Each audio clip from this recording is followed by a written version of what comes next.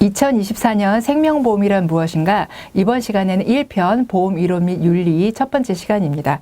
자, 우선은 생명보험의 의의와 역사부터 알아보도록 할 텐데요. 생명보험의 정의 보도록 하겠습니다. 생명보험은요, 상부상조 정신을 바탕으로 사망 등 불의의 사고로 인한 경제손실을 보전해주는 제도입니다. 여기서 중요한 건 상부상조 정신을 바탕으로 한다는 거고요. 나머지 부분들을 여러분들 읽어보시면 됩니다. 그리고 세 번째, 생명보험은 보장의 기능과요, 저축의 기능이 같이 동시에 있는 상품이라고 할 수 있겠습니다. 그리고 시험 문제 잘 나오는 부분은요, 네 번째에 보시면 독일학자 마네스가 1인은 만인을 위하여, 만인은 1인을 위하여 라는 이야기를 했습니다. 이게 바로 이제 상부상조 정신을 이야기한 거겠죠. 근데 이제 시험 문제에서는요, 맨 밑에 하단에 보시면 만인을 위한 1인의 희생 정신은 생명보험의 근간이 되고 있다 그랬는데, 여러분들 이거 어떻게 바꿔야 되나요?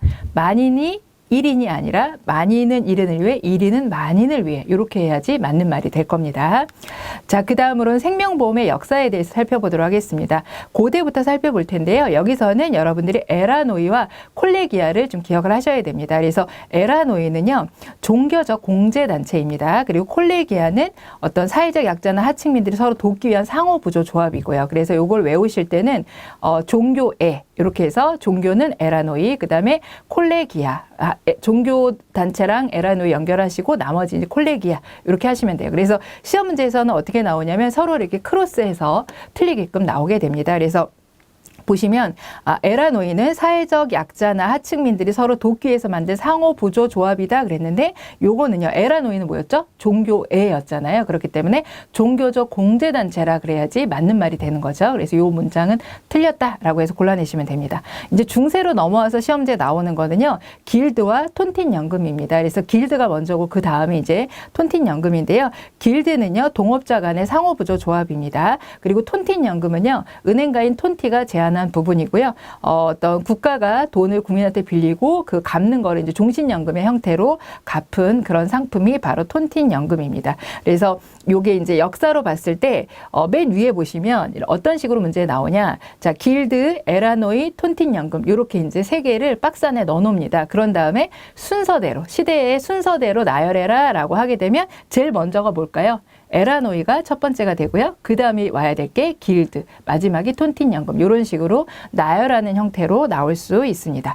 자, 그리고 중요한 부분이 생존율을 연구한 사람은 파스칼이라는 거, 그 다음에 사망포를 연구한 사람은 헨리라는 거. 그래서 생파 이렇게 하시면은 생존율 파스칼 연결하실 수 있겠죠. 그렇게 해서 연결.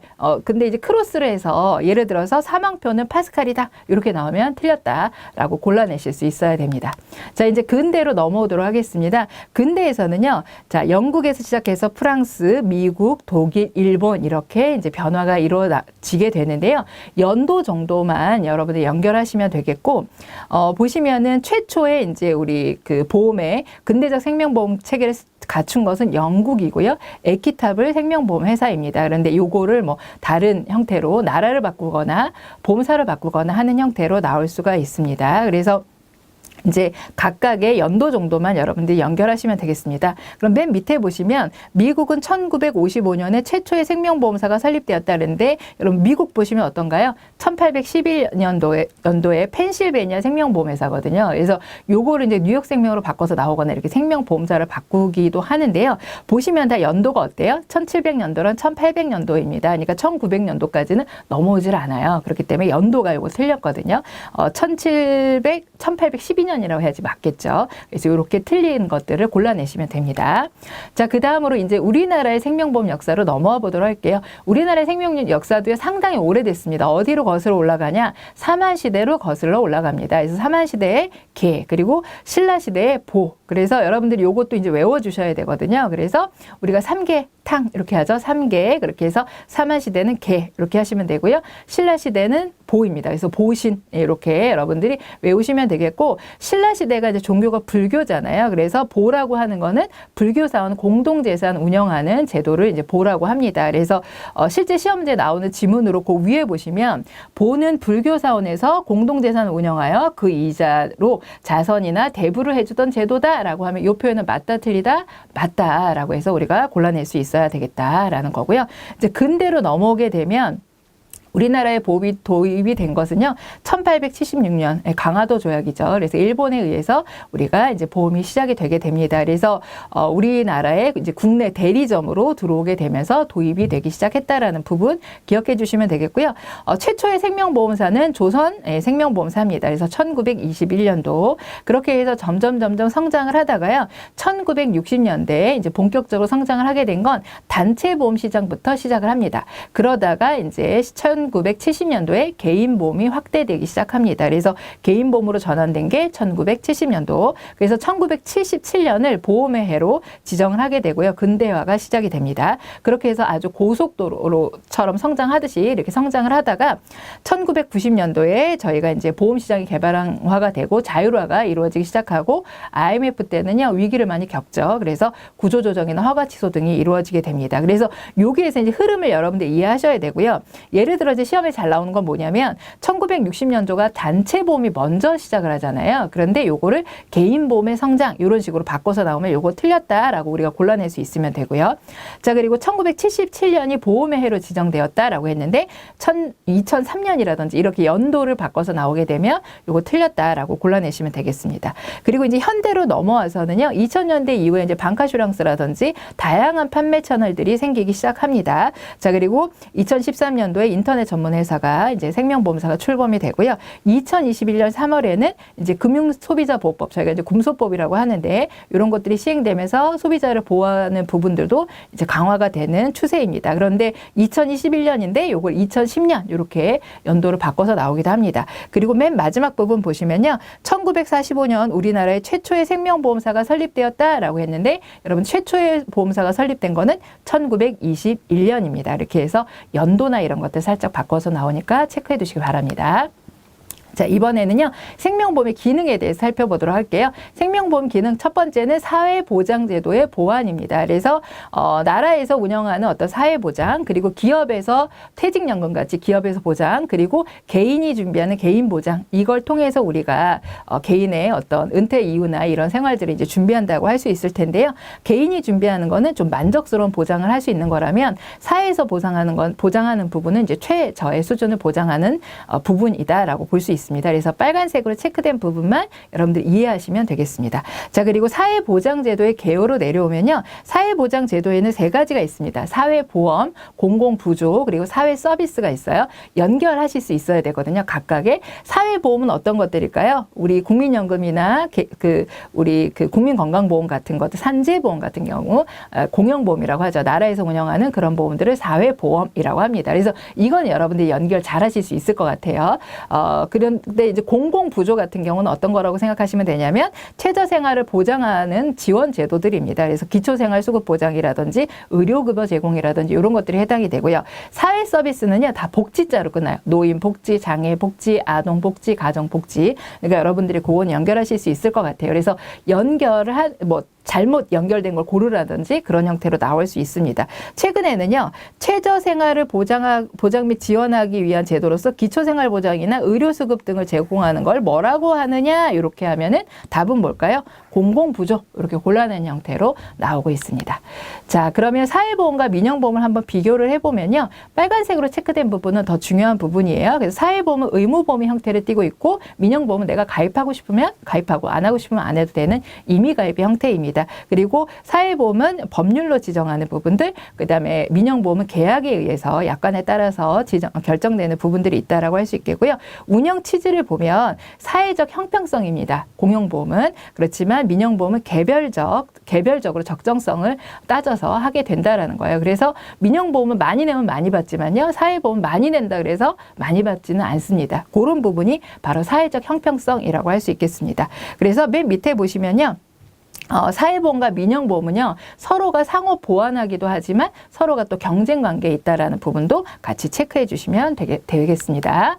자, 이번에는 생명보험의 기능, 국가 경제 발전에 기여한다는 부분입니다. 그래서 아무래도 자산이 형성되기 때문에 그게 투자가 이루어지고 하니까요. 그래서 생명보험의 자산의 특성을 보면 우선은 장기적 자금이라는 거예요. 한 번 내고 끝나지 않는 장기적 자금, 그 다음에 신탁 재산적 성격, 맡겨놓는 그런 성격을 갖고 있고요. 여러 사람이 다수가 내게 되니까요. 공공적 성격을 갖고 있다라는 부분입니다. 그래서 여기서는 예를 들어 단기 자금의 성격을 갖는다 그럼 맞을까요? 예, 틀리겠죠. 장기적 성격을 갖기 때문입니다. 자, 그리고 생명보험 자산의 운영 원칙을 보면요. 안정적으로 투자하고 유동성, 그다음에 수익성, 공공성. 그래서 앞에 단어들 여러분들 좀 기억해 주시면 좋을 것 같아요. 자, 그래서 여기에서는 이제 생명보험 자산 운영의 원칙이 아닌 것은 해서 목적 부합성을 하나 넣어 놔요. 안정성, 유동성, 그다음에 목적 부합성 그러면은 우리가 요거는 아니다라고 해서 골라내시면 되겠습니다. 그리고 맨 밑에 하단으로 내려오시면요. 생명보험 자산의 일부를 유동성이 높은 자산인 부동산으로 보유하고 있다. 이 말은 맞다, 틀리다. 뭔가요? 틀리다입니다. 그래서 부동산은 여러분 유동적일까요? 유동적이지가 않습니다. 그렇기 때문에 이 말은 틀렸다라고 골라내시면 되겠고요. 자, 그리고 생명보험 자산은 전 국민이 의무적으로 납입한 보험료로 형성된 것이기 때문에 공익성을 바탕으로 운영돼야 된다. 공공성을 가지고 있지만요. 우리가 전 국민이 내는 건 아니죠. 그리고 의무적으로 내는 것도 아니잖아요. 그렇기 때문에 이 지문은 틀린 말로 골라내시면 되겠습니다. 그 다음으로는요. 생명보험 산업의 현황과 전망에 대해서 살펴보도록 하겠습니다. 우선은 생명보험 산업의 현황을 살펴보면 우리나라의 생명보험 보험 시장 자체는 상당히 세계적 위상이 높습니다. 그래서 보시면 현재 2022년 12월 현재요. 23개 생명보험사가 영업을 하고 있습니다. 그리고 보험 시장 전체로 봤을 때는요. 세계 7위의 시장입니다. 그런데 생명보험 시장만 봤을 때는요. 세계 9위 시장이에요. 그래서 시험 문제에서는 생명보험 시장만 봤을 땐 9위잖아요. 그런데 요거를 7위 이렇게 나오면 8위 이렇게 나오면은 틀립니다. 그래서 그렇게 체크해 두시면 되겠고 꾸준한 성장세를 지속적으로 보이고 있다라고 보시면 되겠습니다. 그리고 이제 최근에 잘 나오는 거 요거 바로 두 개입니다. 그래서 생명보험의 보험 밀도라는 말이 있고요. 그다음에 보험 침투율이라는 단어가 있습니다. 그래서 보험 밀도는 국민 1인당 보험료를 이야기하는 거고요. 보험 침투율은 GDP 대비 보험료 비율입니다. 그런데 이게 시험 문제 어떻게 나올까요? 서로를 크로스해서 나오는 형태예요. 그래서 밑에 보시면은 보험 밀도는 GDP 대비 보험료 비율이다 그랬는데 뭐라 그래야 돼요? 밀도가 아니고요. 보험 침투율이라고 해야 되는 거죠. 그 다음에 국민 1인당 보험료 지출을 보험 침투율이라고 한다 그랬는데 이건 뭐라고 해야 되나요? 이거는 보험 잠시만요. 보험 밀도라고 한다. 그렇게 해야지 맞는 이야기가 되는 거죠. 자, 그리고 생명보험 자산의 운영 현황에 대해 살펴보면 우선 유가증권, 대출채권, 현금 예치금, 부동산 이런 형태로 자산이 운용되고 있다. 가장 많은 건 그러니까 유가증권이라는 부분 기억해 주시면 되겠습니다. 자, 이번에는 생명보험을 필요로 하는 사회적 배경에 대해 살펴보도록 하겠습니다. 우선은 급속한 고령화, 우리나라 초고령화 사회로 막 빠르게 가고 있거든요. 그래서 노후 준비가 부족하기 때문에 이제 생명보험이 필요로 하는 거죠. 여기서 이제 여러분들이 체크를 해두셔야 될 거는요. 인구 구조의 변화에서 저출산으로 가고 있잖아요. 저출산이잖아요, 우리나라가. 근데 합계 출산율이라는 단어가 있어요. 그래서 어떻게 나오냐면 가임기 여성 1명당 평균 출생아 수를 뭐라고 하느냐? 그러면 답이 뭘까요, 여러분? 합계 출산율 이렇게 답을 하시면 되겠습니다. 그리고 현재 우리나라 같은 경우는요. 고령화 사회를 지나서 2017년 이후에 고령 사회에 진입이 된 상태입니다. 그래서 65세 이상 인구가 전체 인구의 14%를 넘어간 상태고요. 그래서 우리나라는 고령 사회인데 예를 들어서 고령화 사회다 그러면 틀리겠죠. 자, 그다음에 밑으로 내려오시면 이제 불안한 노후 보장 체계와 노후 준비의 필요성 증대라고 돼 있는데 이 중에서 이제 나오는 부분 체크해 드리면 노인 빈곤율이라는 부분입니다. 그래서 65세 인구 중 중위소득 50%. 그래서 여기를 네모를 이렇게 해놓는 거죠. 네모 안에 들어갈 말이 뭐냐? 그럼 50% 이렇게 골라내는 형태로 나올 수 있습니다. 자, 그래서 밑으로 좀 내려와 보시면 그리고 베이비붐 세대가 이제 은퇴로 넘어오게 되는 부분이 있습니다. 그래서 베이비붐 세대의 노년층 진입으로 공적 사회보장 지출 부담이 급증인데요. 감소. 이렇게 나오면 틀렸다라고 골라내시면 되겠습니다. 자, 그 다음으로는 재해와 성인병의 증가입니다. 그리고 핵가족화와 자기책임주의. 그래서 제목 부분만 여러분들이 좀 체크를 해주시면 되겠고요. 그래서 시험 문제에 생명보험을 필요로 하는 사회적 배경이 아닌 것은 이렇게 했을 때 재해와 성인병의 증가, 핵가족화와 자기책임주의 이렇게 한 다음에 뭐가 들어가냐? 충분한 공적 사회 보상 체계 이렇게 나오면은 예, 세 번째가 답이 되는 거겠죠. 그렇게 골라내는 형태로 나오고 있다라고 보시면 되겠습니다. 그리고 이제 재해와 성인병 증가에서는요, 이 부분만 좀 보시면 좋을 것 같아요. 사망 원인, 우리나라 사람들의 사망 원인을 보면 2022년 통계로 봤을 때 1위는 예, 암입니다. 악성 신생물. 그다음 심장질환, 폐렴, 뇌혈관 질환 순이고요. 10년 전보다 사망률이 늘어난 원인에는 이제 폐혈증이라든지 알츠하이머라든지 폐렴이라든지 이런 것들이 증가된 것이 원인으로 되어 있다라고 보시면 되겠습니다. 자, 그 다음으로 생명보험 산업의 전망이고요. 전망 부분 여러분들 읽어보시면 돼요. 그래서 앞으로 생명보험의 전망은 밝다. 계속 보험이 요구되는 상황들이 많다라는 부분들 여러분들이 한번 읽어보시면 되겠습니다. 이 부분은. 자, 이제는 재무설계의 개념 및 필요성인데요. 생명보험이 이렇게 필요하기 때문에 이제 재무설계를 잘해서 노후 준비해야 되는 부분들이 필요할 수 있습니다. 그래서 재무설계 개념은 여러분들이 좀 읽어보시면 돼요. 그래서 미리 어떤 자산을 준비하고 마련해서 은퇴까지 행복한 생활을 누리기 위해서 이제 재무설계가 필요하다라고 할 수 있겠는데, 시험 문제 잘 나오는 거는 바로 재무설계의 필요성입니다. 그래서 쭉 이렇게 세 가지가 나와 있는데요. 우선은 보면 첫 번째가 생애 소비 만족의 극대화입니다. 우리가 돈을 항상 똑같이 벌면 좋겠지만 사회 초년생일 때는 소득이 좀 낮다가요, 점차 올라갔다가 여러분 은퇴하면 어떻게 되나요? 소득이 훅 떨어지죠. 그래서 소득의 어떤 곡선은요, 이렇게 폭이 큽니다. 그렇지만 지출은 어때요? 계속 완만해요. 항상 지출되는 금액은 거기서 거기잖아요. 그렇기 때문에 우리가 이제 사회 초년생일 때랑 우리 나중에 노후일 때 그때 부분은 소득은 낮고 지출은 많단 말이죠. 그렇기 때문에 우리가 이제 중년기 때 많이 잉여 자금을 마련할 수 있을 때 그때의 돈을 양쪽으로 이제 부족한 부분으로 분산시키는 거, 그게 이제 생애 소비 만족의 극대화다라는 부분입니다. 그래서 현금 소득의 흐름과 지출의 흐름이 이제 불일치하기 때문에 그 부분을 조절하기 위한 부분으로 재무설계를 활용할 수 있다는 거고요. 중년기에 이제 잉여 소득이 생기는 부분을 신혼기와 노년기에 부족할 때 이제 분산시키는 부분이다라고 보시면 되겠습니다. 그래서 여기서 잉여 소득이라는 건요, 소득이 지출보다 더 많은 거예요. 남는 돈이 있다라는 거죠. 그래서 소비 지출보다 소득이 더 많은 건데요. 시험 문제 만약에 이렇게 나오면 어떻게 될까요? 그거는 이제 틀린 부분이겠죠. 그렇게 여러분들이 골라내시면 되겠고, 그리고 이제 미래 리스크를 대비하기 위해서 미리 이제 재무 설계를 하는 겁니다. 그래서 미래 리스크에는 어떤 것들이 있냐? 물가가 상승한다든지 내가 실업을 겪게 된다든지 질병이 생긴다든지 너무 오래 장수하게 된다든지 이런 것들이 이제 미래의 리스크라고 할 수 있겠고요.